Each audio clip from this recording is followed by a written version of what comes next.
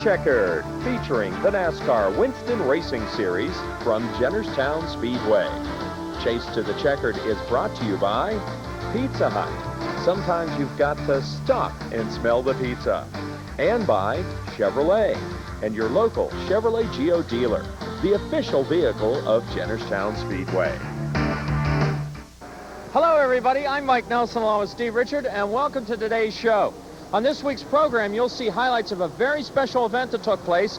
It's the running of the NASCAR Busch North Series Grand National Division, the Chevy 200, plus our NASCAR Winston Racing Series 4-division action of the John Auto Parts Pure Later Late Models, Pro Stocks, Riverside Bilo Street Stocks, and the Pure Stocks. All this took place on Saturday evening, June 11th. It's a tremendous amount of racing, and when we concentrate on these Busch cars, we have a very interesting situation that has taken place at Jennerstown. The last 3 years, every driver that's been in Victory Lane in the Chevy 200 has gone on to win that series point championship. Last 2 years in a row, it has been Dick McCabe, the Irish Angel. The year before that, Ricky Craven.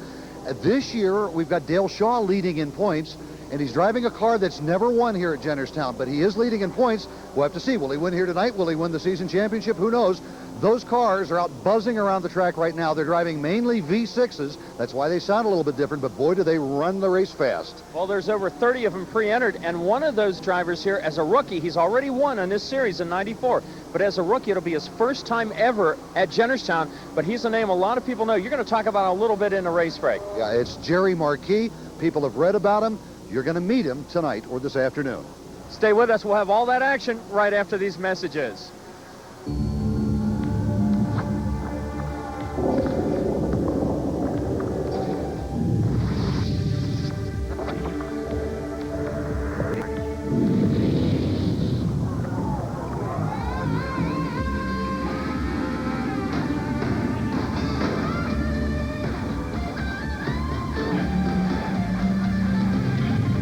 Cruise into your local Chevrolet Geo dealer now for the all-new Camaro.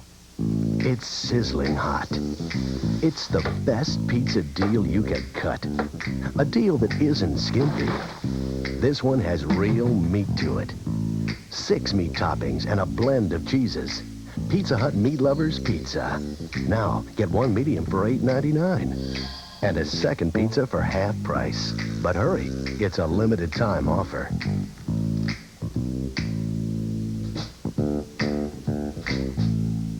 This Saturday at Jennerstown Speedway, it's twin 35s for the John Auto Parts Pure Later Late Models, plus the return of the ARDC Wing Midgets. See 2 late model features for the price of 1, along with the ARDC Wing Midgets, plus the Pro Stocks, Riverside Bilo Street Stocks, and the Pure Stocks. The gates open at 4, late model time trials at 6:30, and racing at 7 p.m.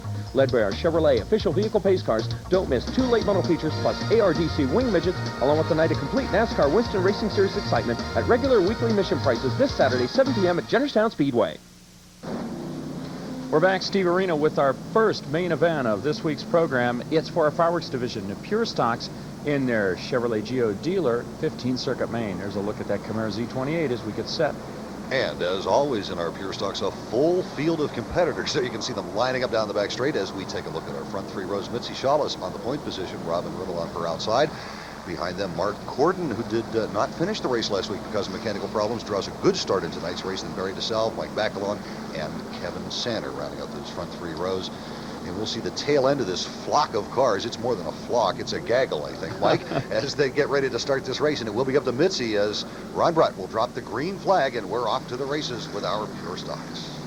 And as they come up to speed, Mitzi Shawless gets a jump for the lead. Corden wastes no time haunting her back bumper on the low side with the Stoystown Auto Record 30 up high. Robin Rimmel in that Ford. Everybody's still 2 by 2 as they row down that back straightaway. Mitzi Shawless on that point position.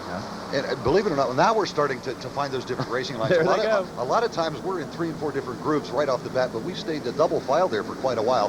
Mitzi Shawless still holding on to that point position, but oh, she's got some competition, some heated competition in the form of Mark Corden hot on her bumper, and I know he wants to win this week because he did not finish last week. We're going to move ahead of the event. This is lap 3, still the battle for the lead. Mitzi on the point, still Mark Corden just right behind her, waiting for any kind of an opening, and he dives to the low side. Mitzi washes out just a bit.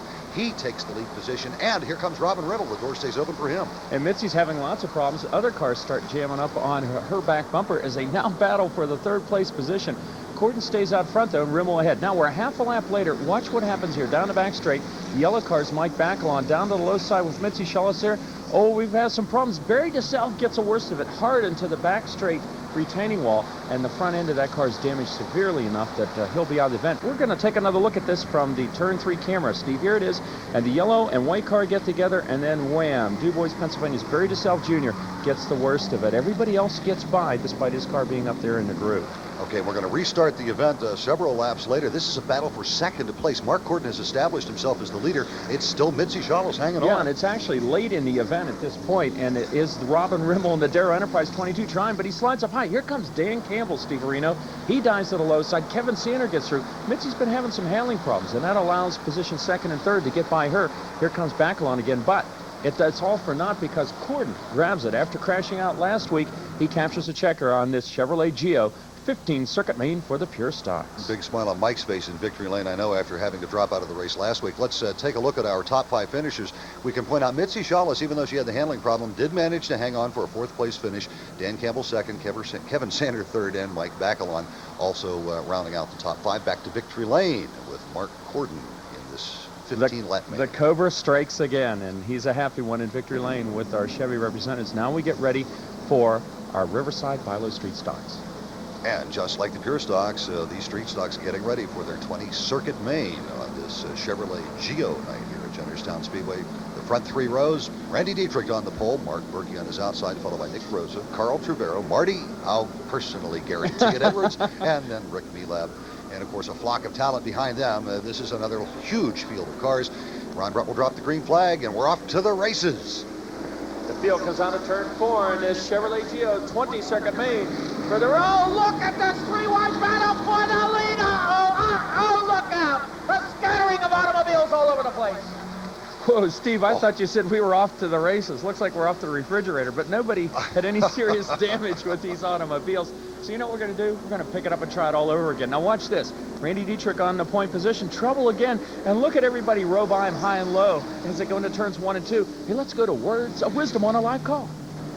You can't win the race on the first lap, but don't tell these drivers we're still. Someone call the Commissioner of Westmoreland County and open the floodgates as we head west to turn 3. More words of wisdom. Mike, you can't win the race heading toward Westmoreland County. You got to be coming this way toward Bedford County, and that's where Marty Edwards is at right now. But look at this battle going on just behind him. We've got Brian Audi. Also, Mike Heminger trying to work his way up through the field here. That's that black and silver car right there. The 88 of Randy Dietrich is managing to hold on once he got the car up to speed, but there are cars working his outside line as they work their way through turns 3 and 4 and starting to press up toward the leader, This is not Marty Randy Edwards. Dietrich's night, though. Look at this. Oh, no. He gets together with Heminger, and they almost get into some of the Busch cars in the infield. Hit the inside retaining wall and just bounce back. And fortunately, both of our drivers are okay. As a matter of fact, we're going to get Mike Heminger back in the race again. We're going to pick the action back up. This is a battle for second place about midway through the race, and it is Brian Audi holding that low line, working against Marty Edwards, who had been leading the event up to this point. And as they come out of turn 4, it is Brian Audi who establishes the lead, and hot on his heels, here comes Sean LeBullet Bean. As the Somerset driver hunts the back bumper of Audi's automobile, and Edwards is still up on the high side. Rick Melab has joined this battle. He's running 4th now. He'll skirt under and go to grab that 3rd place position. But look at Audi. His bumpers pulled off there a little bit, but we go to the last lap as they work into turns 1 and 2. It's still the Rose number 75 of Jennerstown, Pennsylvania's Brian Audi with Sean LeBullet Beam on his back bumper. Now, notice that bumper isn't sticking out quite as far. The bullet's been door knocking on that bumper to the latter half of the race, but Audi has not been intimidated by that, and as they work out of turn 4, it's still Brian Audi on the point. We should point out these cars have been doing this for about the last 7 laps, and it is Brian Audi, our winner tonight in the Street Stock 20-lap main. Riverside Bilo Street Stock, Chevrolet Geo, 20 circuit main, your top 5. Marty Edwards falls back to 4th, and Mike Heminger, unbelievable, after the crash, rounds out the top 5. One brief visit back to victory lane, but it's time to move on, and now we're going to run our 25-lap main for the Pro Stocks on our Chevrolet Geo presentation here at Jennerstown tonight. And let's take a look at the front 3 rows. Chris the Terminator Kogenauer on the pole. Kelly Shalas on his outside. Alki Cunningham, Bill Kraus, Dave Howe, Denny Wingard. A lot of other talent behind these front 3 rows. And we're going to bring the cars out of turn 4. Ron Brutt's getting ready with his green flag. Chris the Terminator Kogenauer. It's up to him to start this flock of cars. There goes the pace car into the pits. Let's go right to a live call. Green comes out. We're up to Speedway. So we're 3 wide at the start. Look at this. Going into turn 1. Elkie Cunningham and Kelly Shawless dive in here. Elkie almost loses the car. He's in front of Coconut. Coconut trying to get back on him. Coconut's boxing. Here comes the 25 of Bill Cross. The 49 there. Oh, look at Jeff Dummer down the low side. This is craziness on the opening lap. Down into turns 3 and 4. Keep your eyes open. You don't want to miss a thing down the front straight. Yeah, Steve, we don't have a nickname for this division, but how about the nail-biter division? There's a lot of potential with these automobiles. They have enough horsepower in them to go fast enough, and they are sophisticated racing machines from a rolling stock standpoint in the chassis. Jeff Dummer, you talked about, he's climbing right up through this field, but it is still the 77 of Kelly Shawless out there. As we move on, this is a lead battle, lap 5, and look at this. Denny Wingert up high, Shawless right there. We're going to take it into another call. Dummer moves in, put it side by side, wheel to wheel. Oh, we're trying to make it 3 wide. Golly, look at this on the front straight. Ah, unbelievable. We don't make it. Oh, my. What is going on here tonight? Where is the full moon? It's covered. We know that. There's got to be one. It's the werewolves of Jennerstown, but Denny Wingert says, werewolves or not, I'm going to grab this point position. Jeff Dunmire's slingshots coming off the low line on turn 4. Kelly Shawless managing to hold his own, grooming that high outside line, trying to stay up with Wingert, but in the end result, it is Wingert holding onto the point. Dunmire second. We're going to move ahead in the event. This is still the battle for the lead. We have 3 laps to go. Wingert on the point. Dunmire hot on his tail. And Jeff will dive to the low side. They've been doing this lap after lap, but watch here, they don't hit, but Dunmire loses a handle, goes backwards now. Brace yourself for this one. His car's facing traffic. Everybody getting by so far, and then wham! Duke McLaughlin head on with Jeff Dunmire. A horrendous crash down the back straight. We're happy to say that both these drivers were okay. Dunmire a little shaken up, taking a quick trip in the ambulance. Here it is again. Dunmire sitting there, and you can see what happens here. McLaughlin in line with the other cars, dives down low while racing, and all of a sudden, oh, nowhere to go. A testimony to the structural integrity and the engineering that goes into these racing cars. The fact that both of these drivers were able to walk away from this incident. We're going to move ahead in the event. This is the last lap. This is a battle for third. Kelly Shawless holding on to the third place spot. Bill Cross behind him. Dave Haupt on the outside. We swing around, and this is Denny Wingert. He's going to pick up the checkered way out in front, and that's his second visit to Victory Lane at Jennerstown. And this year, smiling Denny in Victory Lane on this 25-lap main for the Pro Stocks on our Chevrolet Geo night here at Jennerstown. As we look over the top 5, Shawless, who's yet to win ever at Jennerstown, still holds on to a third-place position. Impressive run for Kelly. Up 4th, and Bill Cross hangs there in 5th with yet another Ford on Chevy night. We're going to take time out and go to a race break. I think this is going to be talking to one interesting fellow. This race break is brought to you by Chevrolet and your local Chevrolet Geo dealer, the official vehicle of Jennerstown Speedway. The Chevy 200, featuring the drivers and cars from the NASCAR Busch Grand National North Division here at Jennerstown Speedway. And these drivers have come a long way. As a matter of fact, Jennerstown is the southernmost and westernmost stop on their standalone 1994 series.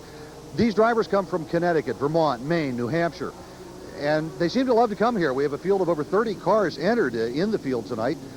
One of the drivers is a rookie, never been to Jennerstown before. However, he knows about Jennerstown, and a lot of race fans here at Jennerstown know about him, although they've never seen him. His name is Jerry Marquis. He's the 1993 NASCAR Winston Northeast Division champion.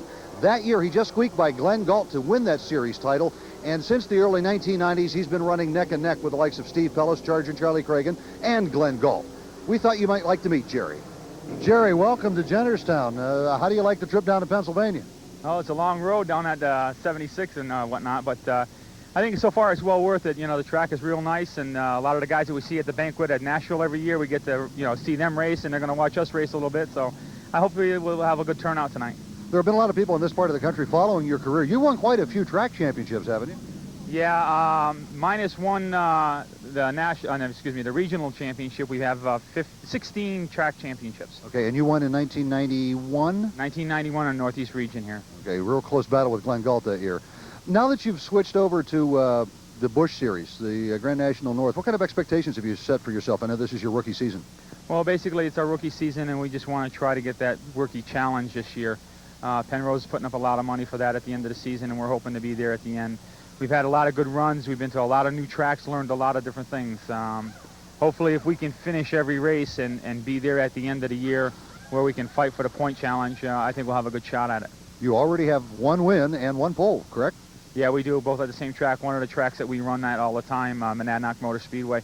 You know, the car was really hooked up. We know how to set the car up for there. And like I said, we've been on a lot of new tracks this year, and it's made it a big challenge for us. I know you have a lot of work to do in the car for tonight's show to get it all set up, and we wish you the best of luck. Thank you very much, and it's a real pleasure to be here at Jennerstown. This race break has been brought to you by Chevrolet and your local Chevrolet Geo dealer, the official vehicle of Jennerstown Speedway.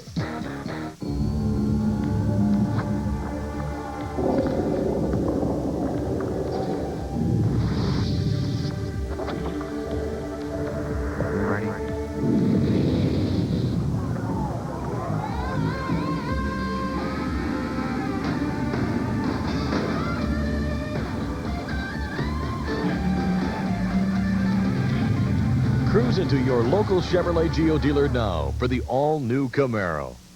It's sizzling hot. It's the best pizza deal you can cut. A deal that isn't skimpy. This one has real meat to it. 6 meat toppings and a blend of cheeses. Pizza Hut Meat Lovers Pizza. Now, get 1 medium for $8.99. And a second pizza for half price. But hurry, it's a limited time offer.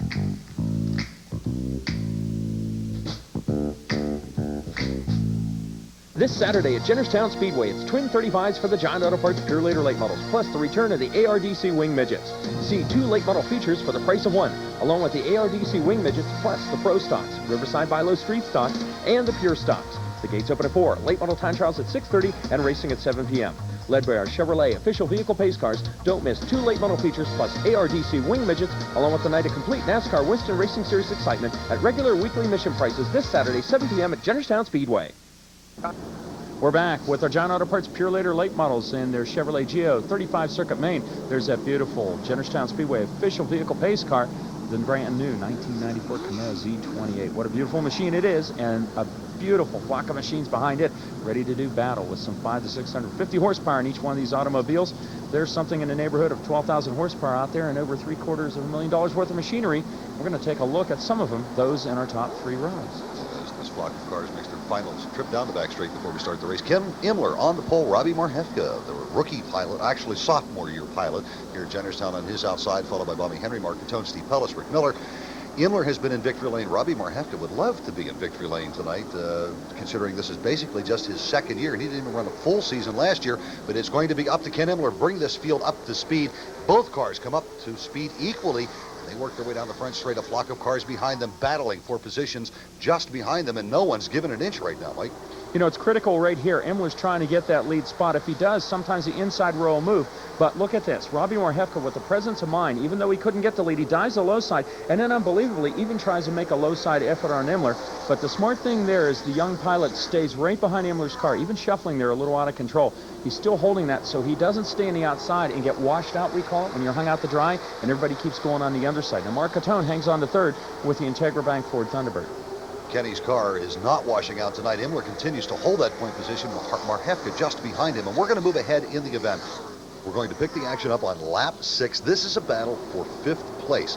Steve Pellis on the outside, charging Charlie Cragen on the low line. Barry Audi behind them. These two duking it out. And at the moment, charging Charlie Cragen is leading in the Winston Northeast Region points race. He's been winning consistently. The Motordrome has only 1 feature win here at Jennerstown this year.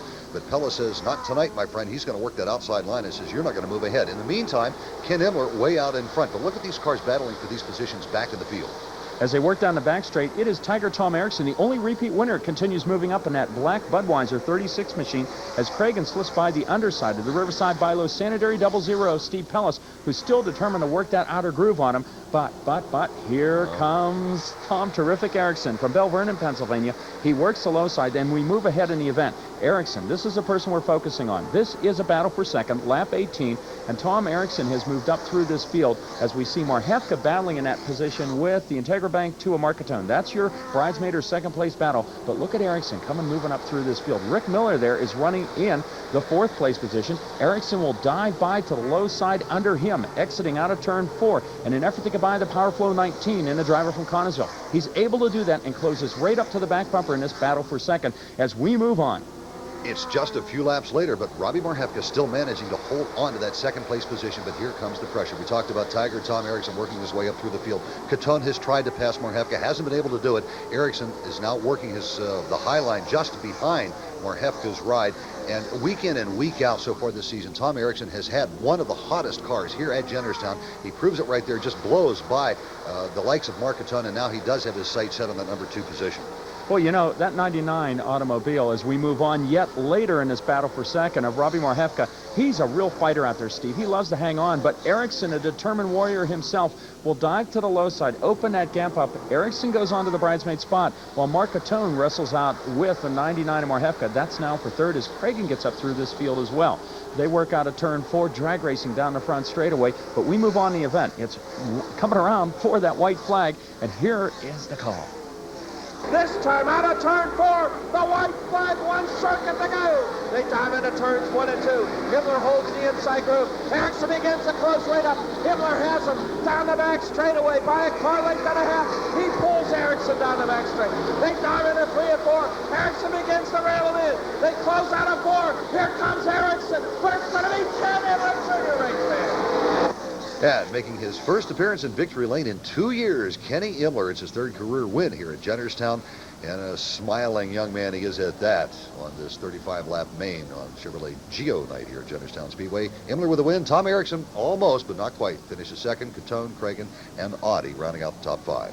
Imler makes it the 5th different winner in 6 events for the John Auto Parts Pure Later Late Models in the 1994 season at Jennerstown Speedway. So they're happy, and for their friends at McDonald's that sponsored them. Now we go on. This is a premier event we talked about at the beginning of the show. It's the Chevy 200 for the NASCAR Busch North Series Grand National Division, as we see our Camaro Z28 pace car, and we had a look at the top 3 rows. We're getting set to go. Green flag racing here. Again, looking at this top row, Rosati on the point with the tic-tac 09 outside of him.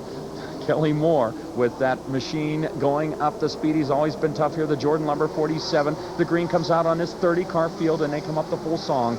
Predominantly V6s with some V8s thrown in there. What a beautiful sight they make going down the back straightaway. Some 16,000 horsepower strong collectively. And this group, of course, is always fun to watch because they do run so close together over the first at least quarter of the race.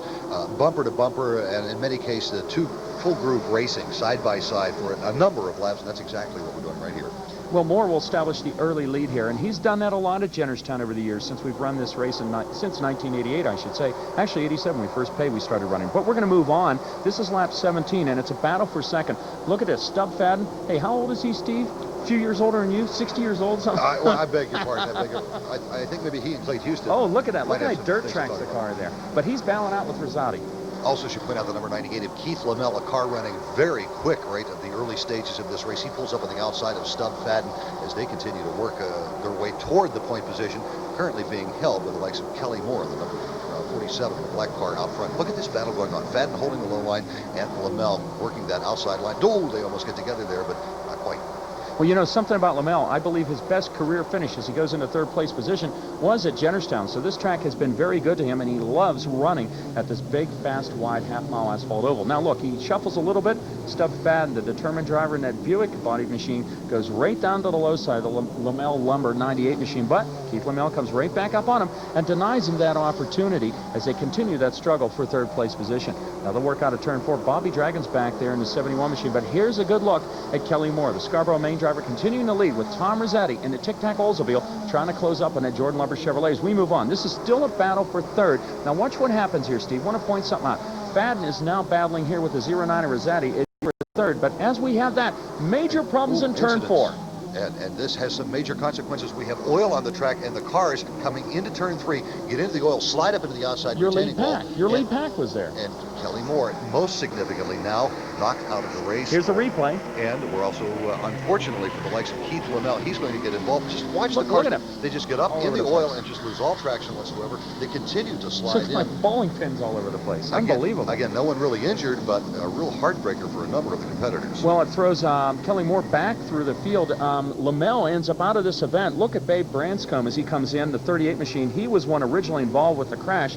I believe one of his cars, someone else's, dropped some oil on the track, and that's what caused that bowling pin effect down in turns 3 and 4. So what we're going to do is take this thing back to a restart. This is later in the event, And as we come out of turn 4, now it's Stub Fadden who has inherited the lead. It's confusing on the restart situation here. The 15 of Andy Santerre, the Rookie of the Year last year in that Penrose-sponsored event, he's going to try to reclaim his lap back. He's a lap down. He cannot get it. The cars touch right there. I'll say, and he can't get that. Stub Fadden doesn't want him to get back on the lead lap because he knows. Watch this. Look at this. He dives to the low side. Fadden knows that guy will come right back up through the field. And he's determined there. He says, take this, grandfather, and goes right under him.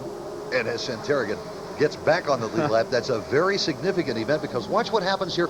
Oh, Andy Hillenberg and he loses it with Paul Spencer, I believe. Spencer, and we have a flock of cars up into the outside retaining wall. No major damage by the looks of it. Most of these cars are going to get back in the event, but we're going to restart, and that will bring Andy Santerre back up to the back of the pack on the lead lap. That's right. Now, Andy Hillenberg's a USAC and All-Star Sprint drivers. We go on in this event, and also Paul Spencer's younger brother, Winston Cup star Jimmy Spencer, involved in that. So some real talent in this field tonight. This is a lead battle, though, and we're on lap 70. And look at this. Martin Truex has the lead with the Blount Seafood 56. He's a driver that spent a lot of time in asphalt modifieds, particularly at places like Wall Stadium Racing, and this is one of his best performances ever in a North Series race. But he gets a little love tap from the racing grandfather, Stub Fadden.